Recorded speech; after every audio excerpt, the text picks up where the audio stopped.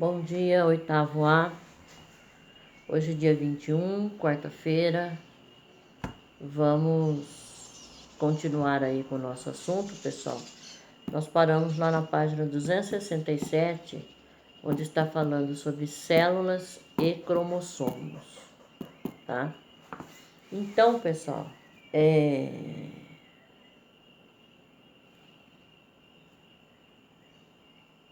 nós temos aí vários tipos de células, né? E temos as células que são células chamadas células sexuais ou gametas, que são as células especializadas na reprodução, tá? Vamos ver o que ele está dizendo aí, ó, pessoal. Eu acho que eu não li nessa parte aí de cromossomos, acho que li sim. Vamos lá. Células e cromossomos. A grande maioria das células que constituem o corpo dos seres vivos pluricelulares, ou seja, que tem mais de uma célula, né?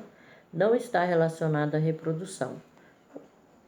Ou seja, são aquelas células que, né, que vai formar a pele, as células cardíacas, né?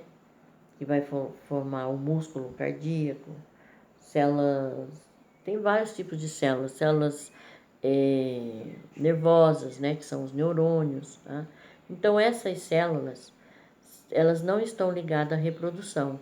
São as células chamadas de células somáticas. Vamos lá. Então, não está relacionada à reprodução, são as células somáticas, como aquelas que formam ossos, peles ou músculos. Já as células reprodutoras ou células sexuais são denominadas gametas, especializadas na reprodução, tá? Com o desenvolvimento da microscopia, constatou-se que o material genético das células é formado por diversos cromossomos, cujas quantidades podem ser diferentes em cada espécie de ser vivo. Tá, então ele disse aí. Então, recapitulando o que nós lemos aí. Nós temos as células somáticas, que são as células que formam os ossos, os músculos, né? Os tecidos, são chamadas células somáticas. E temos as células sexuais, que são as células chamadas de gameta, tá?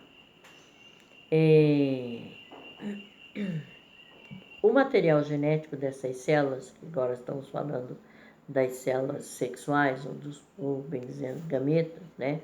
Ele é formado por cromossomos. Então, os cromossomos formam as células ditas gametas, ou células sexuais.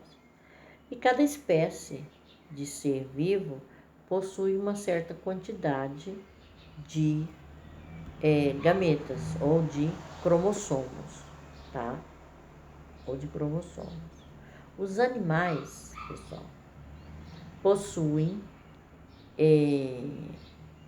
cada animal, seja ele racional ou irracional, então estou dizendo, nós seres humanos, possuímos 46 cromossomos no total, 46 células sexuais. 23 células nós recebemos do pai e 23 recebemos da mãe. Juntando as duas, forma-se um novo indivíduo com 46 gametas, ou seja, 46 cromossomos, tá? Página 268, tem ali, ó, a representação de um cromossomo, ou gene, tá lá, ó, ilustração de um par de cromossomos homólogos. Homólogos está querendo dizer aí o que? São iguais, pessoal. Ó, tem lá o gene A, gene A. Centrômero, centrômero. Gene B, gene B. São exatamente iguais. Ele diz lá, então, nessas células sexuais, há apenas um tipo de cada cromossomo, tá? Um tipo. E essas células aí, elas são chamadas de células haploide. Para determinar essas células, se ela é haploide ou diploide, ou seja, haploide quando tem um cromossomo, haploide, um cromossomo. os cientistas determinaram, os geneticistas, né, determinaram como N, a palavra N, tá? A letra N, para poder determinar uma célula haploide. 2 Ns, célula diploide. Nós vamos ver daqui a pouco. Tá. Então, célula haploide, o N representa o número de cromossomos dessas células. Nas células somáticas, esses cromossomos, eles estão em pares, eles são par, tá? Então, se você recebe lá, vamos supor, vou dar um exemplo, se você recebe um cromossomo para determinar a cor do seu cabelo, você recebe um que determina a cor do seu cabelo, você recebe do seu pai. Da sua mãe, você recebe um outro cromossomo, mais um, para formar o quê? Um par de cromossomo que vai determinar a cor do seu cabelo. Por isso que existe a mistura, né? E você recebeu um cromossomo do seu pai para que determine a cor do cabelo, um cromossomo da sua mãe que determina a cor de cabelo. E aí você tem um par de cromossomo para aquela característica, cor de cabelo, tá? E aí então, quando você recebe um do seu pai e um da sua mãe, você fica com 2 cromossomos, por isso 2 Ns. E aí a célula passa a ser uma célula diploide, di, 2. Lembre-se lá dos prefixos latinos que vocês estudam em português. Di, 2. Então, diploide, tá?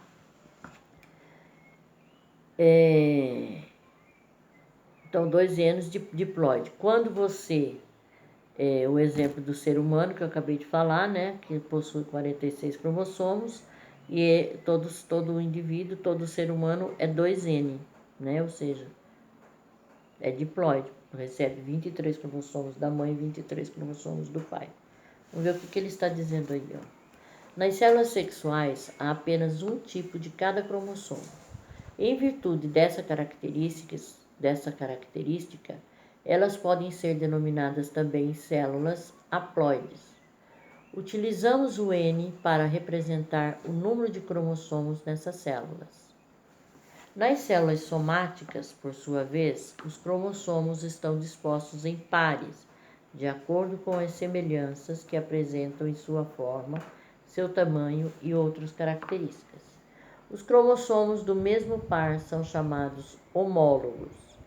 Eles são semelhantes entre si, isto é, têm iguais tipos de gametas, de genes, nas mesmas posições, assim como o centrômero, região em que os cromossomos entram em contato, ou seja, são homólogos, eles são iguais, cromossomos iguais. Então, você vai ficar com um par.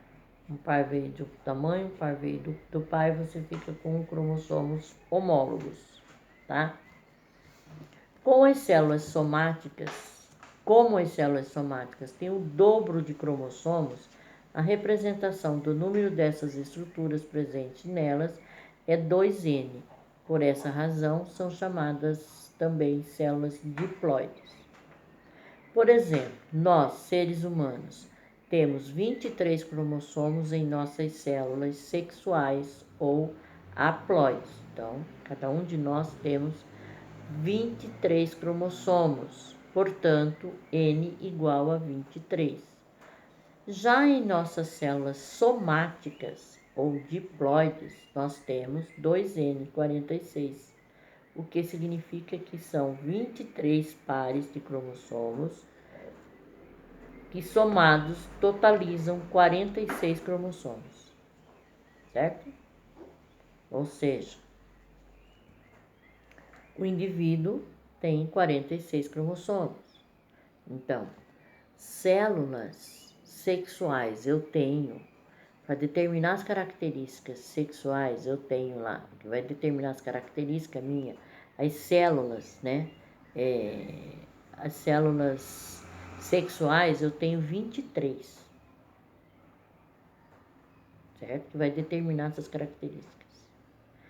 No total, eu vou passar a ter 46. mas eu vou enviar pro meu descendente 23 características, incluindo tudo, todas as características possíveis de um ser, tá? Lá, formação de um novo ser humano, do ponto de vista genético. Vamos ver esse esquema ali, ó. Tem um esquema da união de gametas na reprodução humana. Como que acontece essa reprodução humana, pessoal? Olha lá. Então, eu tenho uma mulher lá em cima, né? 2N, ou seja, ela possui 46 cromossomos, tá? Qual é o gameta? O gameta sexual feminino é o ovócito, certo? Então, ela tem 23 ovócitos, N só. O homem, 2N, exatamente como a mulher, possui 46 cromossomos. Qual que é a célula do homem que é a célula reprodutiva masculina? O espermatozoide, que tem 23. A mulher manda o ovócito, certo? Quando ocorre a fecundação, a mulher manda 23 lá, o ovócito, 23 cromossomos. O homem também manda mais 23. Isso vai formar um zigoto, ou seja, o que é o zigoto? É um novo ser que está sendo formado. Na hora da fecundação, ele é chamado zigoto. A hora que passou a fecundação, ele já formou, ele já é um embrião, tá? Aí ele passa de zigoto para embrião. Ele também vai mandar 23. Portanto, quando ocorre a fertilização, eu tenho um zigoto 2N, ou seja, com 46 cromossomos, aonde vai desenvolver e vai me dar origem a um embrião com 46 cromossomos, ou seja, um outro ser, um descendente com 46 cromossomos. E isso vai passando. Como acontece esse desenvolvimento, pessoal, é através de divisão celular, tá? Só que essa divisão celular, vocês vão ver lá que envolve mitose, meiose, vocês vão ver lá no 9º ano. Então, não vamos entrar nesse detalhe agora, tá? Vamos ver o que ele diz lá, ó. Formação de um novo ser humano, do ponto de vista genético. Do ponto de vista genético. Os gametas ou células sexuais do homem são os espermatozoides e os da mulher são os ovócitos. Ambos apresentam N igual a 23. Ao se fundirem, darão origem à primeira célula de um novo ser vivo, chamado de zigoto, que tem 2Ns, 46. Por somar os 23 cromossomos do pai com os 23 da mãe, né, ficou 46, certo? Portanto, o zigoto é diploide. Zigoto passa por diversas divisões celulares, sendo que em todas ocorre a cópia exata dos pares de cromossomos existentes no novo indivíduo. Então, uma cópia exata. Exata. Por isso que o novo indivíduo vai ter aparência ou do pai ou da mãe, tá?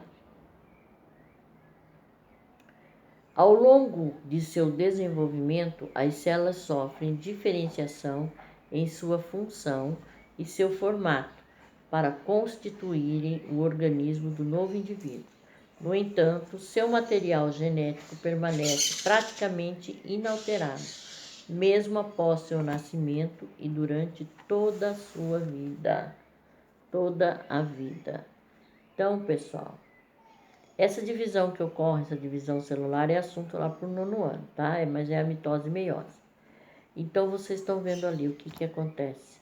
As características genéticas vocês recebem lá do pai e da mãe, certo? Não adianta. Tem pessoas que falam assim, poxa, olha aquela família, são todos gordos. Um exemplo. Pai é gordo, a mãe é gordo, o filho é gordo, né? Eles podem mudar isso? Pode, pode. O meio externo pode mudar, eles podem fazer um regime, eles podem fazer uma cirurgia bariátrica, eles podem fazer diversas coisas para poder melhorar isso, para poder perder peso. Só que esse casal só vai poder transmitir para os filhos um gene que vai fazer com que esse filho seja gordo. Porque os dois são gordos, né? A característica é essa. Então vai transmitir, não é?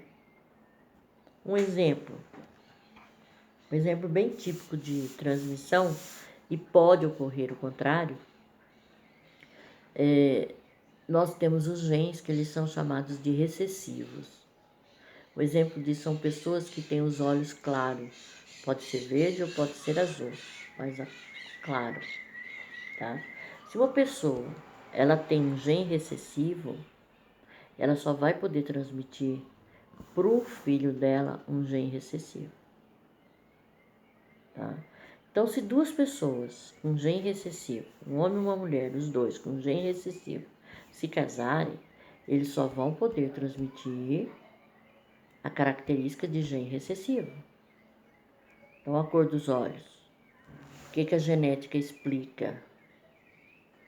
Então, se você tiver um casal, um com olho verde, vamos supor, o outro com olho castanho escuro, há uma possibilidade da pessoa, com 25% desse casal, ter um filho com olho claro, certo?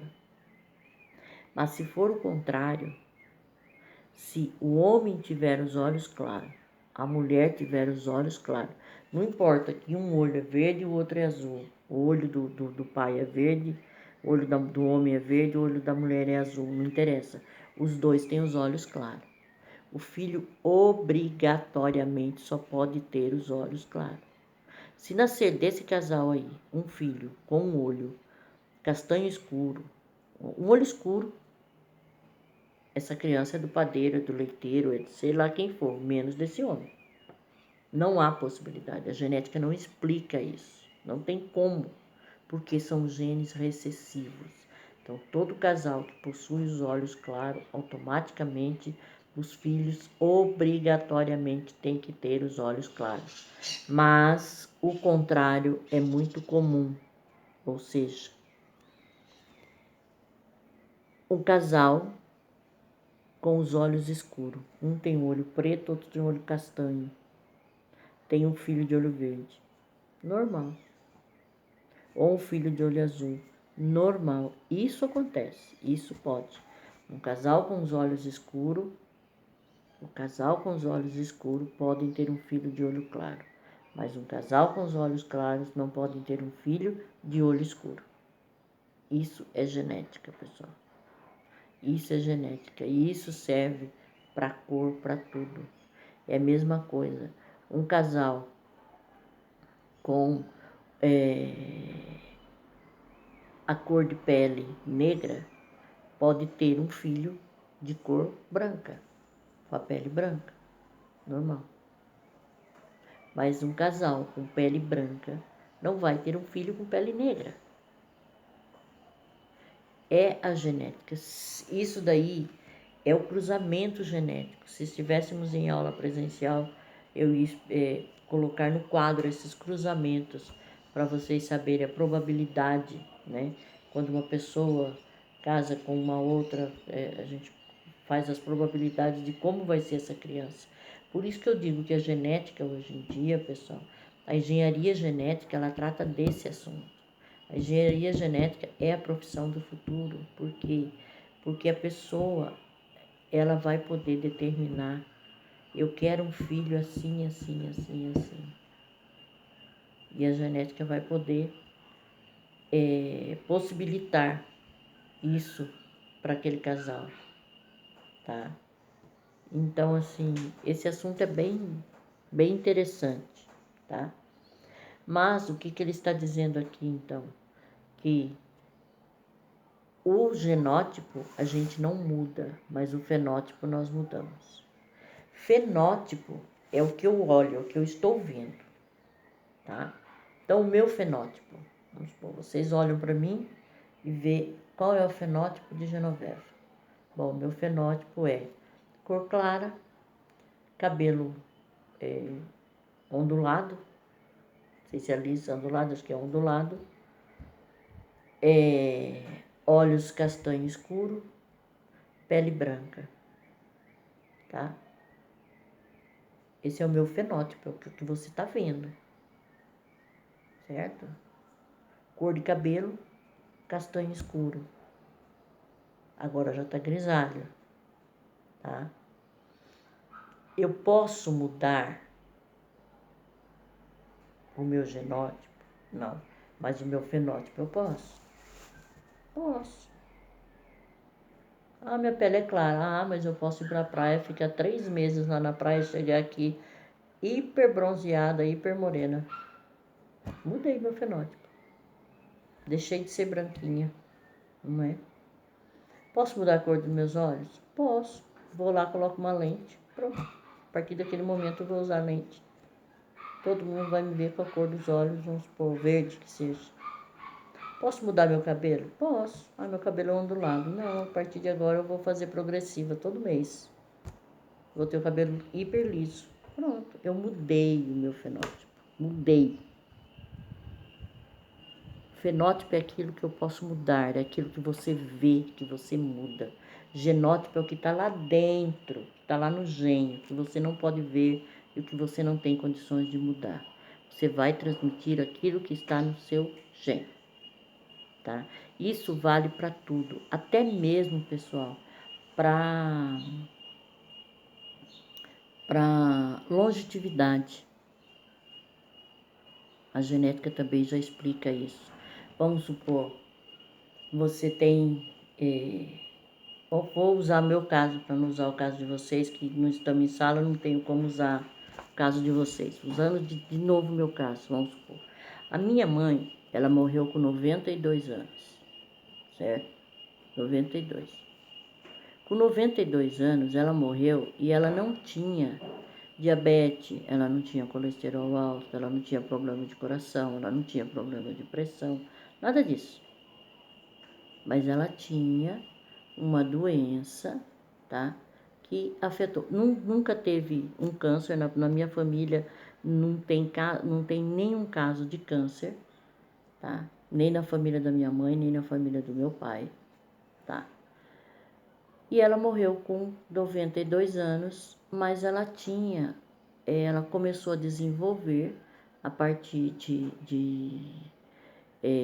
acho que uns 82 anos mais ou menos, ela começou a desenvolver o mal de Alzheimer, que é o que? O esquecimento, tá? E é provado que o mal de Alzheimer, ele pode ser transmitido geneticamente, certo? Eu já tenho 60, pessoal. 60 não, tem 61. Eu não tenho pressão alta, eu não tenho diabetes, eu não tenho colesterol alto, não tem nada disso. Tem nenhuma doença assim que possa dizer, não, uma doença que eu vou tomar medicamento a vida toda. Não tenho, tá? Mas eu posso desenvolver, ao passar do tempo, eu posso desenvolver essa doença. Por quê? Geneticamente. O meu pai, ele morreu com 85 anos, certo? Também nunca teve doença alguma. Meu pai morreu atropelado. Com 85 anos, ele nunca tinha sido internado, nada. Então, ele não tinha nenhuma doença que pode dizer assim, não, ele tinha uma doença que levou ele a isso. Não, ele morreu. Ele morreu porque ele foi atropelado. Tá. Isso quer dizer o quê? Que os filhos dele, os filhos desse casal, têm uma expectativa de vida, uma média de mais ou menos isso aqui. Né? É uma expectativa de vida. Pode ser menos? Pode. Mas pode ser mais ou menos, faça a média disso daqui. Então, essa pessoa vai ter uma expectativa, dos filhos desse casal terão uma expectativa de vida, mais ou menos, em termos de expectativa de vida, em termos de doenças hereditárias, tá? Expectativa de vida genética. Não estou dizendo que ele saiu ali, sofreu um acidente e pronto, morreu. Aí é outra coisa. Em termos genéticos, os filhos desse casal terão uma expectativa de vida de no mínimo 82 anos. Essa é a expectativa de vida em relação daí para mais. Porque não tem nenhuma doença que foi hereditária, que é da família, tal. Não tem.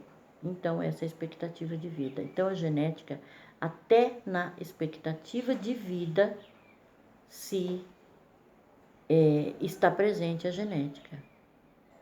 Por isso que o estudo da genética hoje em dia, ele é muito avançado. Por quê? Faz-se o estudo, tá, de toda a família da pessoa e vai ver quais são as doenças. E aí, vai pegar os filhos desse casal, fazendo um estudo genético e ver qual a probabilidade que ele tem de desenvolver determinada doença que o pai ou a mãe tinha, certo? A partir de que idade ele vai poder desenvolver isso daí? É provável que ele desenvolva. Tudo isso, hoje em dia, já pode ser feito pela genética, engenharia genética, tá? Que vê isso. Então, a genética, pessoal, ela interfere, é tudo que diz respeito ao ser humano, é genética. Você é assim por quê? Porque é genética. Mas o meio pode mudar? Pode mudar, né? Pode mudar, tá? Você pode mudar o seu fenótipo, mas você não pode mudar o seu genótipo. Então, o entendimento de fenótipo e genótipo é muito importante, pessoal. Vocês têm que saber essa diferença, genótipo e fenótipo. Fenótipo é o que eu estou olhando para ele agora. Eu estou olhando para você e você hoje está loira. Amanhã você chega na escola morena. Esse é o seu fenótipo. Não, eu resolvi pintar o cabelo de preto. Sou loira, mas resolvi pintar o cabelo de preto. Pronto. Você mudou o seu fenótipo. Fenótipo você pode mudar. É a característica visível, você pode mudar. E o genótipo é o que está lá dentro. Aí, se você determinar que você vai ficar o resto da sua vida morena, você pode ficar. Mas a hora que você for transmitir essa característica por um descendente seu, vai ser loiro. Vai ser loiro. Porque é o que está ali dentro de você. Você mudou por fora, você mudou o seu fenótipo, mas o genótipo você não consegue mudar. Então, vocês têm que ter isso bem definido. Ó, nessa página aí, 269, ele está mostrando ali, ó, uma pessoa tem o rosto e tem uma linha dividindo, né? O rosto dessa pessoa. Do lado esquerdo está mais escuro que do lado direito. Por quê? O sol fez isso. Então, o sol pode interferir em mudar a pele da pessoa, a cor da pele. Mas isso é o quê? Fenótipo, tá? Na foto de baixo ali, vocês têm dois tipos de orelha ali, ó. Tem uma orelha onde o lóbulo da orelha é isso aqui, ó, pessoal. Tem gente que é grudadinho, assim, como essa foto à sua esquerda. Ele é grudadinho. E tem outro que é solto, assim como o meu, tá? Então, ele está dando como exemplo ali o lóbulo das orelhas. Então, nessa foto da esquerda, o lóbulo da orelha dela é grudado. Na da direita é solto. Isso é uma característica genética. Veio lá no gene dela. Tá? Veio lá do gene do pai e da mãe, ou do pai, ou o pai ou a mãe tem a orelha desse jeito. Ou os dois têm a orelha grudadinha assim, ou os dois têm o lóbulo solto, mas é uma característica genética. Ela pode mudar? Essa aqui do lóbulo que é grudadinho, pode. Ela pode ir lá e abrir isso aí. né? Vai lá, faz uma cirurgiazinha, abre, se ela quiser, fica com o lóbulo da orelha solto. Não tem o porquê, né? Mas se quiser, esteticamente, sei lá. Um problema que hoje em dia é muito corrigido, que ele é genético e é muito corrigido, é aquela dita orelha de abano, né? A orelha é assim, né? Isso é só pelo fato de as pessoas ficarem zoando, né? Aí hoje em dia faz-se muita cirurgia disso, que fica assim, né? A orelha de abano, né? Tem gente que fala orelha de bater bolo, fala orelha de abano, né? Isso também é uma característica, tá? Tem pessoas que têm essa característica de nascer já vem no gene, a orelha é de abano, né? Ela já tem aquela tendência, já tem a característica. Aí, quando é bebezinho, a mãe não se importa com isso, né? Não é ligada à estética e tal. Bota o bebê lá no berço, sempre com a orelhinha dobrada, né? Como aqui é uma cartilagem, ele vai ficar pior do que deveria, tá? Então, isso são características de genótipo. É a mesma coisa que a cor dos olhos, a cor de cabelo, o tipo de cabelo, se o cabelo vai ser grosso o fio, se o fio vai ser fino, se o cabelo vai ser loiro, se o cabelo vai ser um castanho, tá? Tudo isso. Se a pessoa vai começar a ter cabelo branco aos 30 anos, eu conheço pessoas que com 20 anos começaram a ter cabelo branco. É genético, é genético. Ela pode mudar? Pode, com tratamento, com isso, com aquilo, ela pode mudar, certo? E tem pessoas que começam a ter cabelo branco lá com 50. Tem pessoas que têm 60 e não tem um fio de cabelo branco. Isso tudo é o que? Genética. Mas a gente pode mudar isso? Pode. O fenótipo podemos mudar, tá? Então isso daí depende de cada um querer mudar ou não, tá? Então, pessoal, deixa eu só ler essa parte aqui, fenótipo e genótipo aqui. Ele diz lá, em virtude da junção dos cromossomos da mãe e do pai, o filho não será totalmente igual a nenhum dos dois.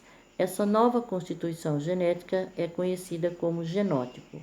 A manifestação dela no ser vivo tem o nome de fenótipo, que pode ser observado na cor do cabelo, na altura, na cor dos olhos, no formato do rosto, etc.